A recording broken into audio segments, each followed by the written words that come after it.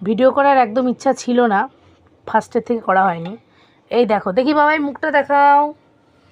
Cake খেয়ে এরকম মুখের মধ্যে ক্রিম কে লাগায় ভাই? আমার মেয়ে লাগায়, ঠিক আছে। দেখো, এরপরে কিছু বলার আছে? কিচ্ছু বলার নেই। দেখো, কেকটা খেয়েছে, তারপরে এই অবস্থা করেছে। আর যা যা জামা কাপড় কাঁথাটা তো সব গুছিয়েছিলাম। দেখো জাস্ট বিছানাটার অবস্থা দেখো তোমরা, দেখো, ঠিক আছে। তো এরকম কাদের বাড়িতে এরকম স্যাম্পেল আছে একটু কমেন্ট করে বলো তো। দেখো, এমন ভাব করে বসে আছে যেন কিচ্ছু জানে না। তাহলে এর পরে কে ধৈর্য সহকারে বসে থাকে বলো? কিছু বলার আছে বাবাই? এবার কি মারবো? মারবো না। তুমি এটা কি করেছো? মুখের মধ্যে ক্রিম লাগাচ্ছ কেন?